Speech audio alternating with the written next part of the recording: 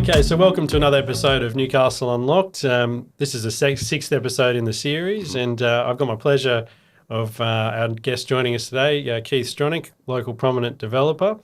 And Keith's Stronach Group is celebrating 100 years in business in Newcastle too. So thanks very much for joining us today, Keith. Thanks, Brent. No, that's right. 2023 was last year, was the 100th year of the company. Yeah, amazing story. It's a great milestone. Yeah, so talking on that, 100 years in business in Newcastle, your grandfather started the company 100 years ago, and first project was the Civic Theatre. That was the first major project. Yep. He did other smaller ones, Yep. but the first major one was quite incredible, I thought. Yeah. In 1928 and took 18 months to build. Yep.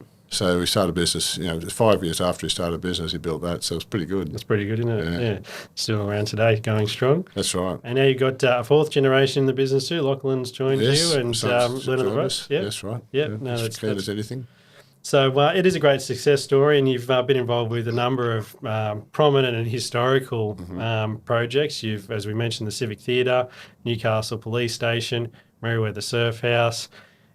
We've had the Lee Wharf and Honeysuckle Precinct, and there's many others that litter the skyline of Newcastle, which we can get into in a minute. But we spoke last week, and you've had a passion for urban renewal projects, adaptive reuse, especially in the city. What drew you to that?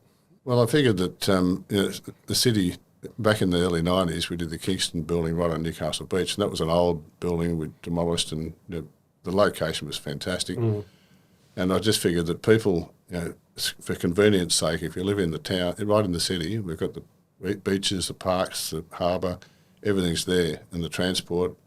So, people can just live there and don't use your car much. It's just a great place to be. So I saw that opportunity to buy old sites, old buildings that run down and demolish them and then build something really nice where people can live and enjoy it. And it's been good. They've all sold well and been successful. So it's just a strategy that I thought, and something I enjoy doing is getting an old site and turning it into something nice. Yep. Yeah. If it ain't broke, don't fix it. You've done it a few times now, and you've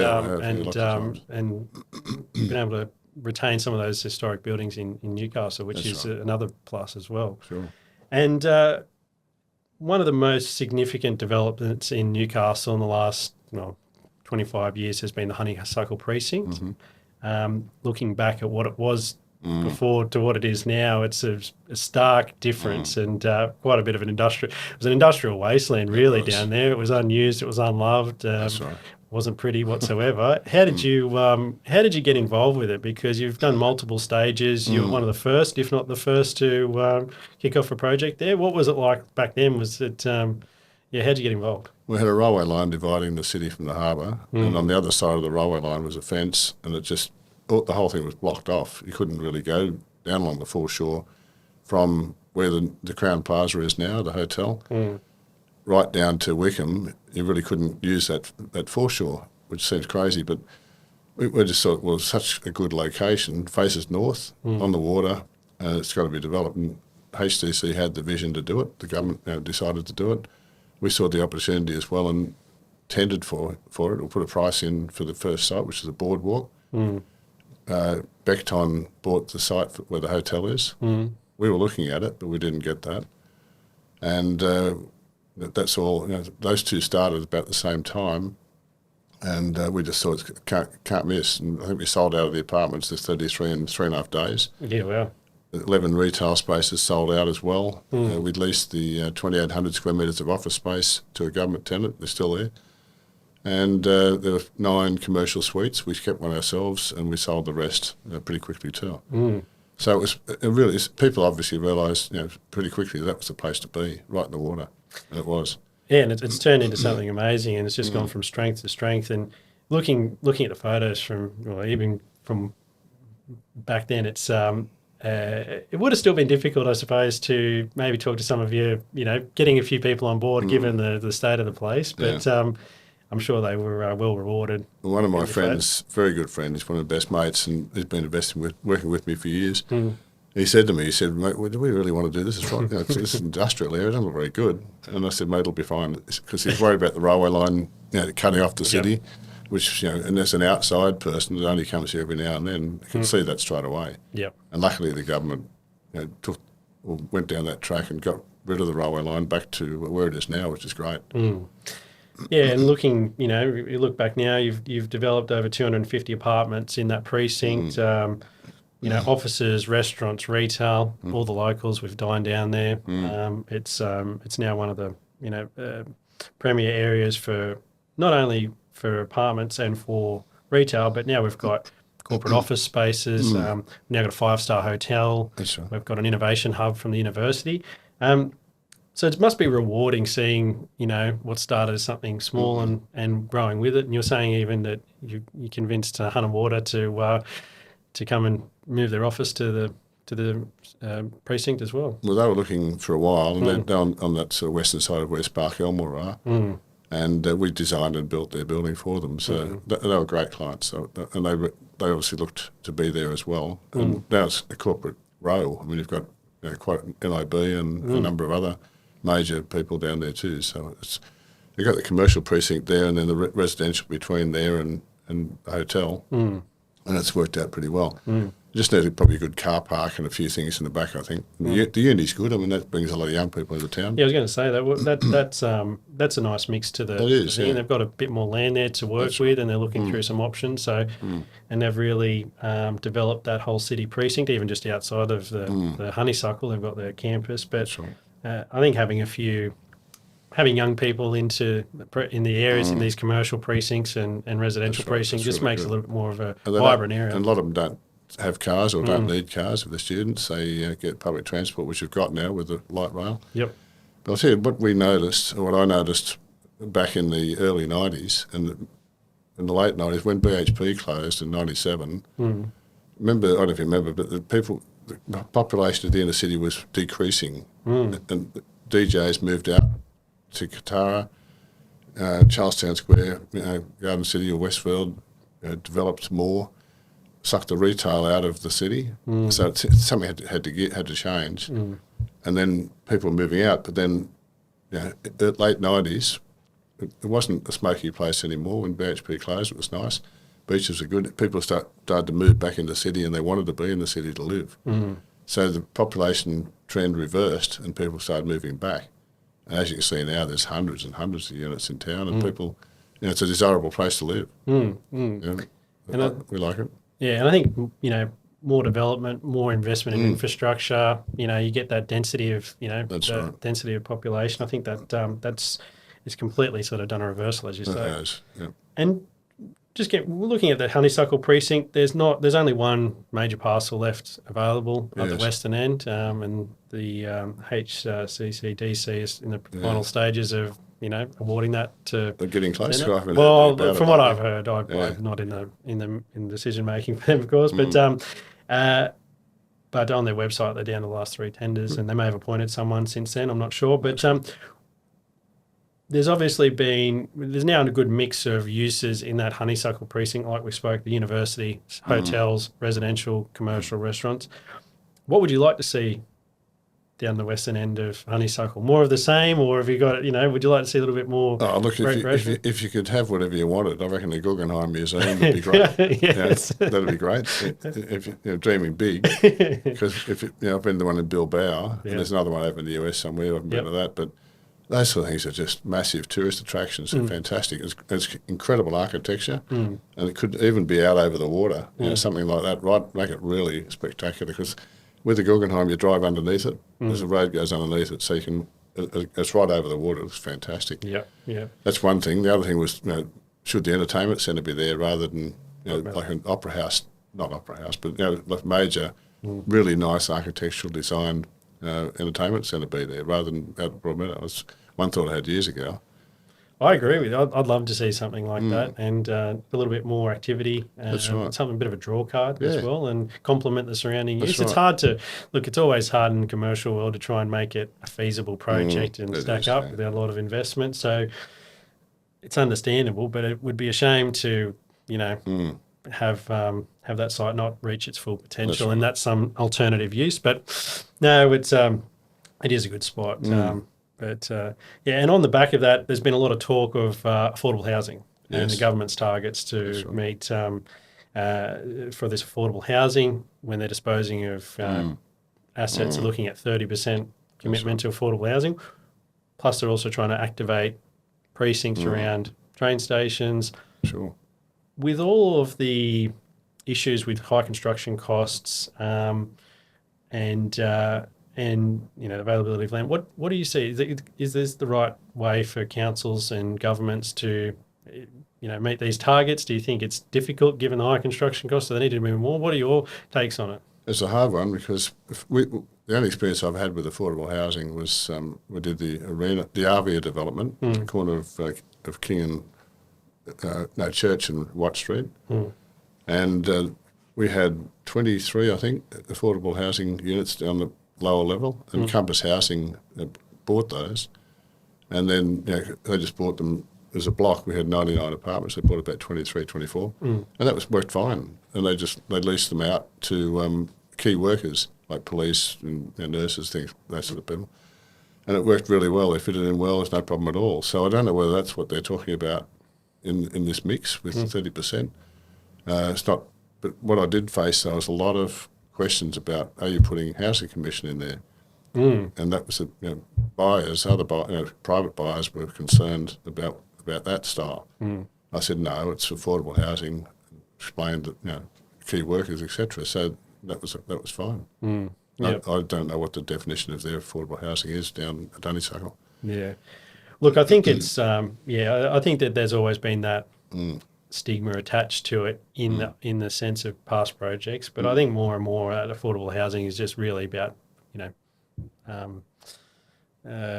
making it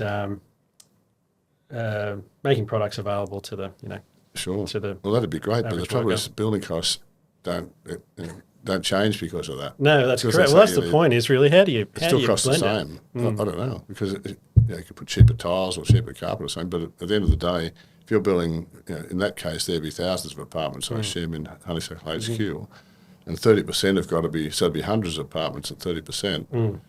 How do you can't build them cheaper because they're still in the mix. You've got issues with the ground, the mines, everything else, and building costs are the same anywhere. So all that does, though, is affect probably the land price. Land isn't worth as much. You've got to get a cheaper land price, I think, to make that stack up. And then the building costs will be the same. Do you sell them? The affordable housing, what do you do with them? 30%, do you sell them? I don't know the answer to that. Whether they who holds them going forward? No, I don't know. And as you say, construction costs are the same, whether it's Newcastle City or out in the fringe areas, and that's the challenge with some of the zones around the train stations. That's right. But you have added costs in the city area, particularly Honeysuckle. Once you go down about 1.5 metres, you're in the water. So if you put your parking underground, it pretty well doubles your parking costs straight away. We've had to do that Lee Wharf and Boardwalk right through. So that's what happens because water's only about that far underground, and it's tidal. So you've got to tank the whole lot, which is really expensive. It's building a swimming pool underground. I know Bill Dev and I think others have done parking above the ground when they did it, and that's great. But all that does, you're locked into a height limit, so it's just taking up space. That you could unit apartments or offices or something that you could actually have people in. Right. That's why we pushed it underground, but it's more expensive. Yeah, right. Yeah. No, there's challenges, definitely challenges. Well, and in those challenges, you mentioned increased construction costs. We've had an industry of construction, builders in a bit of turmoil. A couple of projects here in Newcastle have been affected by builders falling over more recently. And you yourself, you face challenges with Chapter and, you're going through it. You've been a developer for 50 years and the business has been around for 100 years. That's right. What conversations and what challenges are you seeing currently in the market with builders and these sorts of projects? Well, builders are understandably cautious about putting fixed prices in, but unfortunately you have to because you can't. Your funders will want a fixed price. Yeah. So you're really caught there.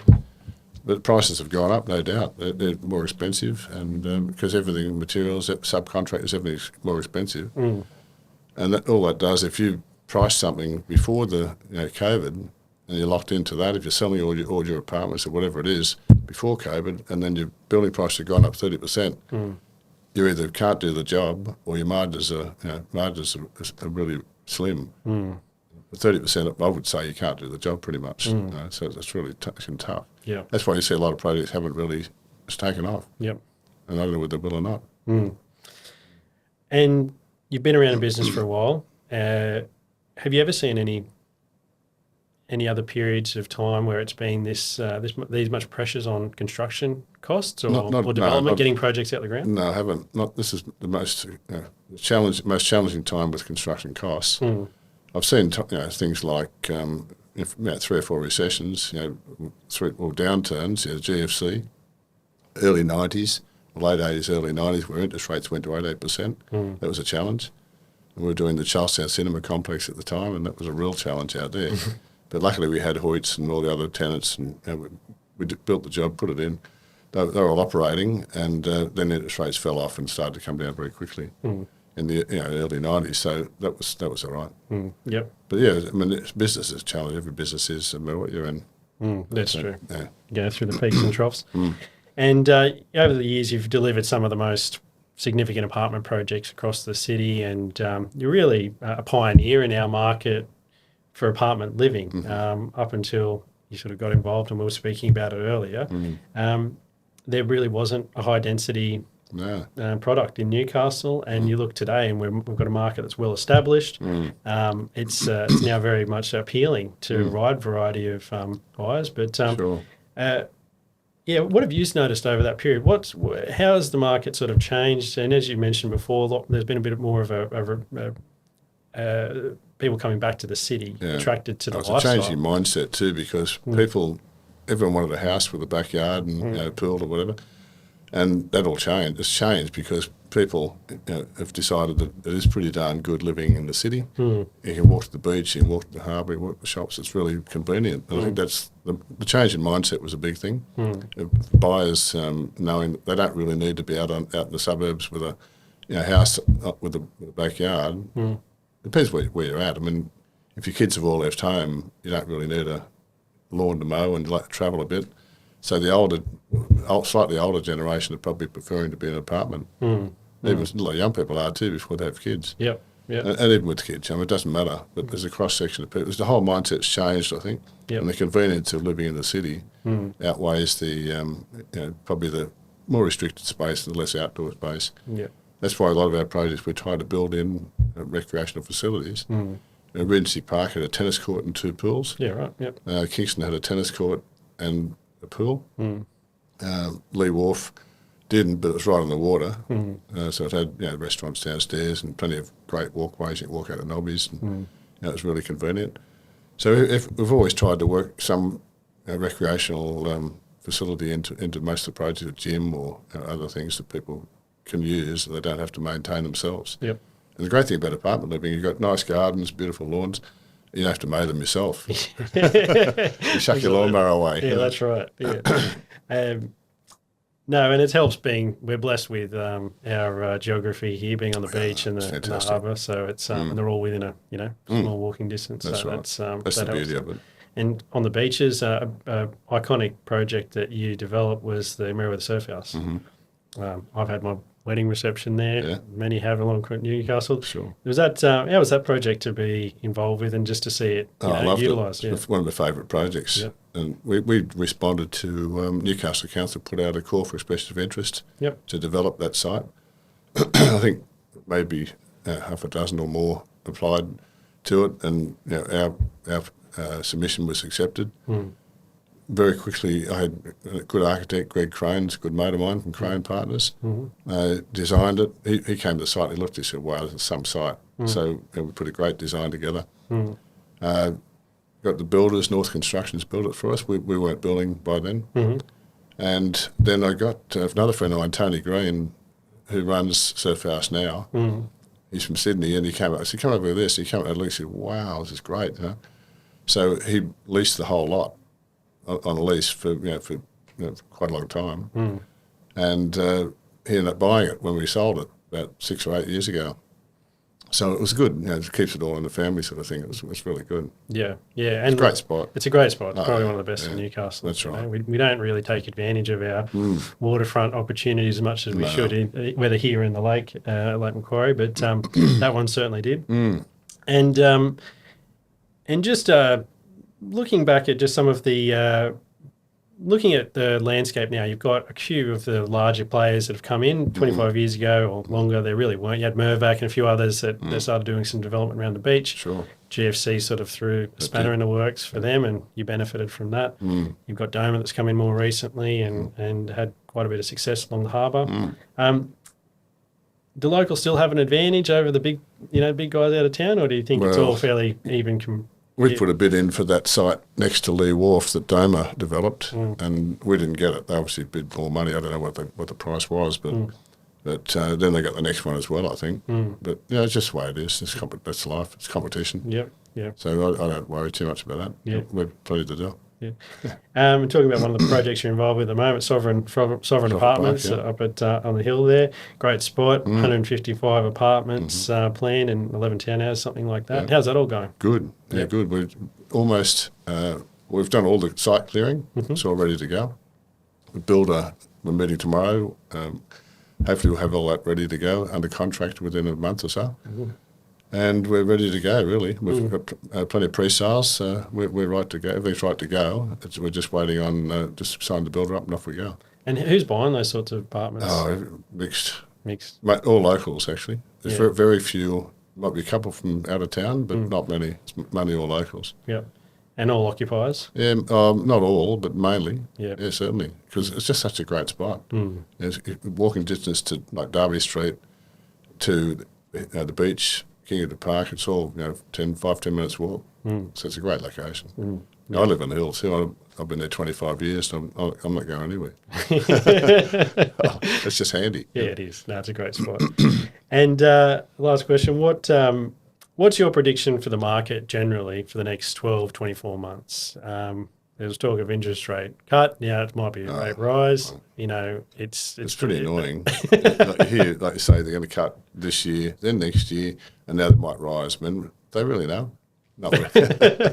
It's pretty frustrating because we're all trying to plan our business, and you need some certainty. Yeah, it'd be great to have some certainty. Yeah. So do you think we're likely just to keep it stable for the moment and just continue? It's on Hopefully. Yeah. People need certainty because if you're going to go into a pre-purchase off the plan. People like to think, well, I've got the money for a deposit or to buy it or whatever the situation is, and they'd like to think that interest rates were going to stay stable, but no one knows. We can't control it. So, but it's been pretty good. We've just sold a few recently as well. Yep. So what normally happens, you get sales at pre-sale stage, pre-construction stage.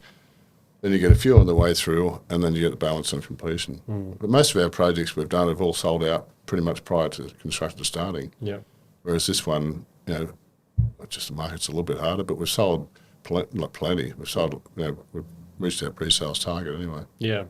Now, look, even in our business, we're seeing plenty of transactions. There's headwinds on different parts, but there's still plenty of money out there. There's still plenty of intent from buyers, across different sectors. We're not in the apartment game, but in the commercial sector. But I think that it'll just be steady for the next 12 months. I don't think there's going to be any major disruption that I can see. But Good. Well, look, thanks very much for joining us today, Keith. I do appreciate taking the time, and it's very insightful, and you've got a long history with Newcastle, so it's great to hear about the success. No, I enjoyed it. Thank you. No worries. Cheers. Go ahead. Thanks.